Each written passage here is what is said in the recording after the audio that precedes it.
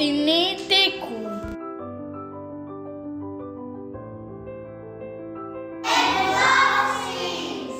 Καλλιδοσκόπιο.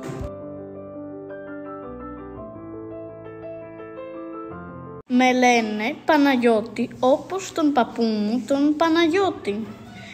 Αν με βάφτιζαν Τάκη, έτσι λένε τον άλλον μου παππού, θα με φώναζαν Τακούλη, όπως τον φωνάζει η γιαγιά. Και τότε τα παιδιά στην γειτονιά θα με κορόιδευαν Σακούλη. Τον Ζαχαρία τον φωνάζουν Καρχαρία, τη Δέσποινα Μέπιλα. Την Ανούλα τη φωνάζουνε Αναγούλα. Γι' αυτό εγώ ήμουν πολύ χαρούμενος που με βάφτισαν Παναγιώτη. Μέχρι όμως που πήγα σχολείο. Εγώ ήθελα να πάω σε σχολείο μάγων, αλλά οι γονείς μου με πήγαν σε κανονικό σχολείο. Τη διευθύντρια του κανονικού σχολείου τη λένε κυρία Πελαγία. Η κυρία Πελαγία είναι πολύ ψηλή, στρογγυλή και φοράει μαύρα γυαλιά. Τα μαλλιά της είναι πάντα δεμένα κότσο και μοιάζουν με μεγάλο μανιτάρι με τρίχες. Οι φωνή της είναι τσιριχτή. Μοιάζει με την φωνή του Χαμ το γατού μου όταν το κλείνω στη βαλίτσα με τα ροδάκια για να τον πάω βόλτα. Την πρώτη μέρα στο σχολείο η κυρία Πελαγία μας είπε δυνατά, αγαπημένο μου παιδάκια, προσέξτε. Σήκωσε το μεγάλο χέρι της και μας έδειξε μία μεγάλη πινακίδα στο μεγάλο διάδρομο. Αυτή εδώ είναι η πιο σημαντική πινακίδα σε όλο το σχολείο. Όλοι δεν δώσαμε το λαιμό μας. Έκανα κάποια παιδιά και έμειναν με το στόμα ανοιχτό και με το κεφάλι προς τα πάνω. Οι καλύτερες εργασίες με τα πιο ωραία γράμματα θα μπαίνουν εδώ.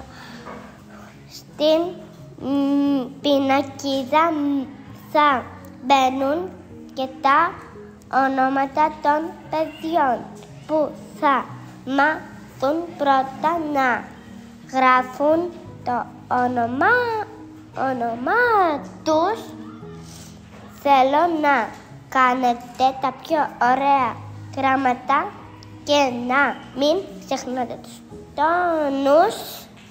Και η κυρία Πελαγία χειροκρότησε τον εαυτό της χαρούμενη. Μπέντα καθόλου δεν μου αρέσει η πινακίδα. Ύστερα μας είπε να πάμε στην τάξη μας με την καινούρια μας δασκάλα, την κυρία Ολυμπία. Η κυρία Ολυμπία έχει κοκκίνα φουντότα μαλλιά. Μοιάζουν με κόκκινο σύννεφο κολλημένο στο λαιμό της. Ποιος ξέρει τι κρύβει μέσα στα μαλλιά της για να μην το δουν τα παιδιά. Σκεφτόμουν την ώρα που κρατούσε ένα μεγάλο τετράδιο, το φυτολόγιο, και διάβαζε τα ονόματά μας. Νίκος, Μάνος, Εύης, Ρώης, Ερμής, Ερμπής, Αθήνα, Δώρα, Λίνα, Άννα, Έλλη, Μαρία, Φώτης, Αυγή, Βάγια, Ηλίας, Λουκάς και Παναγιώτης, δηλαδή εγώ. Στα διαλύματα η κυρία Πελαγία πήγαινε από τη μια πλευρά του προαυλίου στην άλλη, φωνάζοντας «Εσύ σταμάτα να τρέχεις, εσύ σταμάτα να φωνάζεις, εσύ φτύσε την τσίχλα, εσύ βάλε την μπλούζα μέσα από το παντελόνι σου, εσύ σταμάτα να χοροπηδάς συνέχεια, εσύ σταμάτα να σέρνεσαι κάτω στο σχολείο, έχουμε κανονισμούς, δεν μπορείτε να κάνετε ό,τι θέλετε». Μερικά πουλάκια στα δέντρα τρομάζουν και πετάνε μακριά. Κάποια δεν τα ξαναείδα. Τα μεσημέρια, όταν τελειώνει ευτυχώς το σχολείο, έρχεται ο μπαμπάς μου. Ο μπαμπάς μου είναι δικηγόρος και πρέπει να μιλάει συνέχεια στο κινητό. Ο μπαμπάς μου περνούσε πάντα από την πινακίδα. Τι κοίταζε κι ύστερα φεύγαμε βιαστικά. Η κυρία Ολυμπία έβαλε τα ονόματα όλων των παιδιών της στις πινακίδα, εκτός από το δικό μου. Εγώ προσπαθούσα πολύ να γράψω το όνομά μου, αλλά τα γράμματα δεν με άφηναν.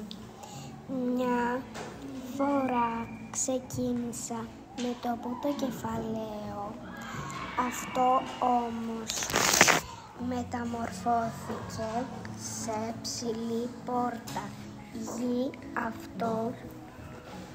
Γι' αυτό έβαλα μέσα στην πόρτα έναν ελέφαντα με μαγιόν, έναν ακροβάτη φαλακρό, ένα ρινόκερο που έψαχνε το κέρατό του και μια μύγα με κόκκινα παπούτσια και μοτοσικλέτα. Μετά έγραψα το «α», αλλά το «α» έγινε ένα σκουλίκι που κόλλησε πάνω σε μια στρογγύλο μπάλα, γιατί τι θέλε να γίνει ποδοσφαιριστής. Έτσι πήρα τα μολύβια που και του φτιάξα δίπλα ένα γήπεδο για να παίζει. Ύστερα έγραψα το γάμα όταν γύρισα ανάποδα το χαρτί. Το γάμα έκανε ζαβολιά, μεταμορφώθηκε σε καπέλο για ξωτικά.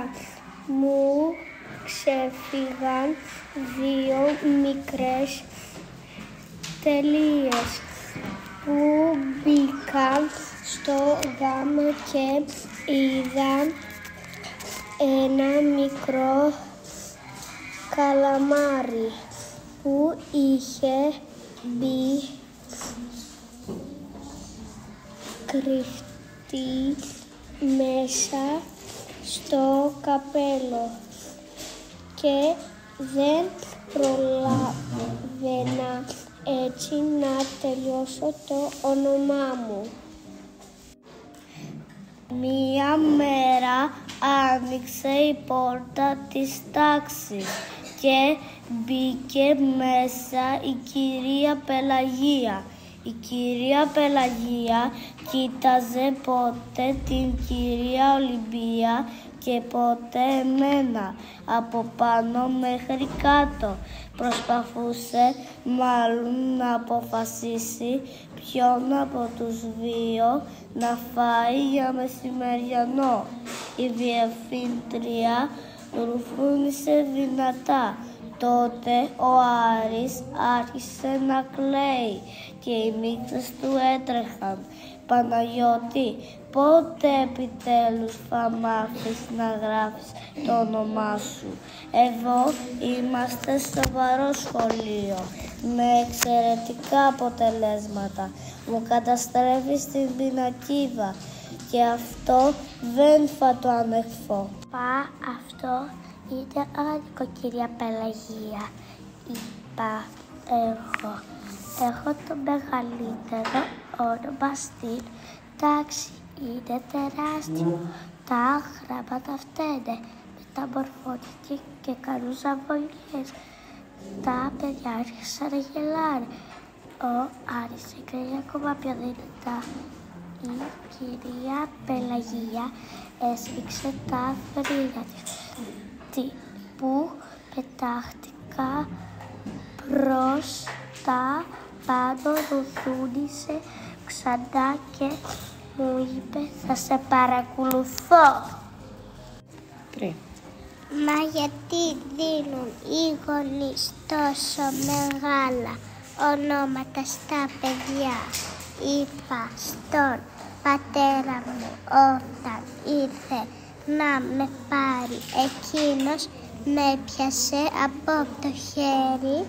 Περάσαμε μπροστά από την πινακίδα, την κοίταξε και φύγαμε βιαστικά. Επί μέρες παρακαλούσα τους γονείς μου να με ξαναβαφτίσουν, να μου δώσουν άλλο όνομα. Αλλά ήταν συνεχώς απασχολημένοι, γι' αυτό δεν έβλεπαν τι γινόταν πάνω στο χαρτί όταν προσπαθούσα να γράψω το όνομά μου. Μια μέρα έγραψα το όμως έγινε ντόνατ που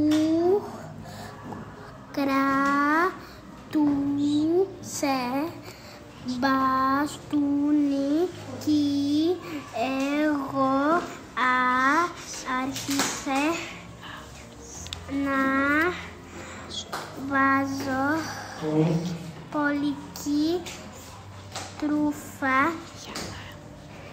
για να νιώσω πιο όμορφα.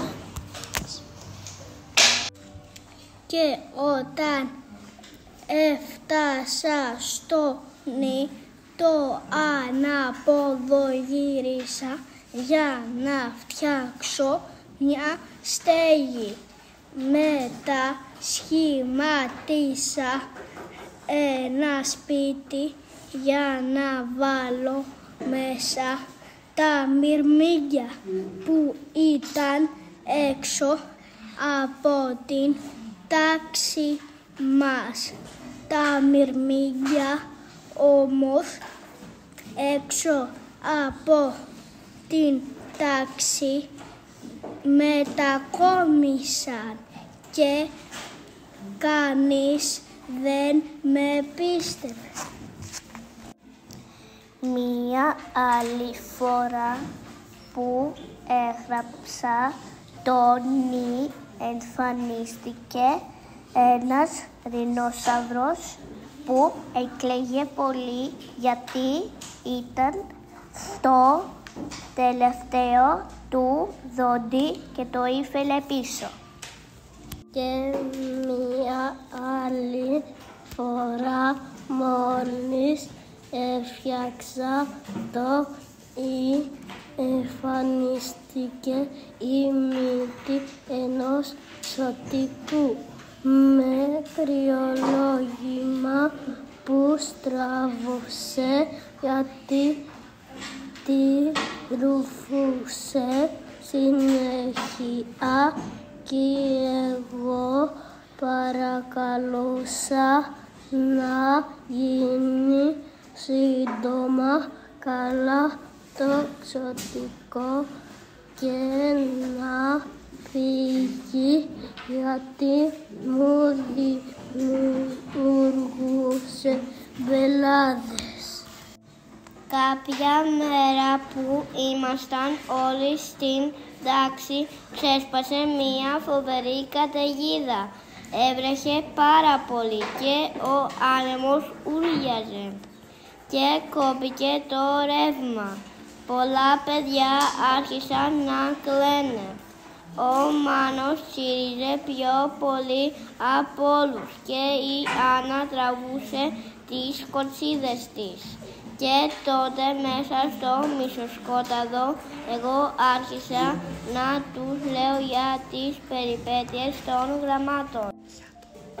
Για το που κύλησε, έφυγε από τη σελίδα, έπεσε μέσα τη σούπα, το ερμί και εκείνος το κατάπιες και οι άνθρωποι δεν έλεγαν πιατό,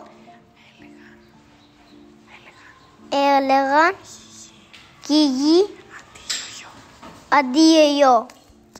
Τους έλεγα για το λου που αγόρασε ένα λεμονί πατίνι, αλλά το έχασε μέσα σε μία λεμονάδα. Για το ρου που ήθελε να γίνει αυτοκίνητο για ράλι, αλλά τελικά γύρισε στην ουρίτσα του και έγινε σφυρίχτρα. Για το κου που παντρεύτηκε ένα κουνούπι και ζούσαν κάτω από ένα κουνουπίδι, και για το ο που ήταν ομοκή. Εξαφανίστηκε από τη χώρα όταν κάθισε πάνω του η δασκάλα και το πλάκωσε. Τα παιδιά άρχισαν να γελούν. Μετά η καταιγίδα σταμάτησε όταν ήρθε ο πατέρας μου να με πάρει. Η κυρία Ολυμπία του είπε «Ο Παναγιώτης είναι σπουδαίο παιδί». Όταν περάσαμε από το μεγάλο διάδρομο, ο πατέρας μου γύρισε το κεφάλι του προς την πινακίδα με τα ονόματα όλα, αλλά πάλι δεν είδε το δικό μου. Η κυρία Ολυμπία που μας ακολουθούσε συνέχισε «Είναι γενναίο παιδί και λέει τις πιο όμορφες ιστορίες. Θα το γράψω αύριο το όνομά μου». Και πατέρα, υποσχέθηκα. Ο πατέρας μου με κοίταξε και μου χαμογέλασε. Δεν με πήρε από το χέρι όπως κάθε φορά. Έβαλε το κινητό του στην τσέπη και με σήκωσε ψηλά. Με αγκάλιασε και μου ανακάτεψε τα μαλλιά. τα μαλλιά μου χάλασαν, αλλά ήμουν πολύ χαρούμενος και δεν με νοιάζε πια η πινακίδα, ούτε και τα ανακατεμένα μαλλιά μου που με έκαναν να φαίνομαι σαν να καθόταν στο κεφάλι μου ο γάτος μας ο Χαμ.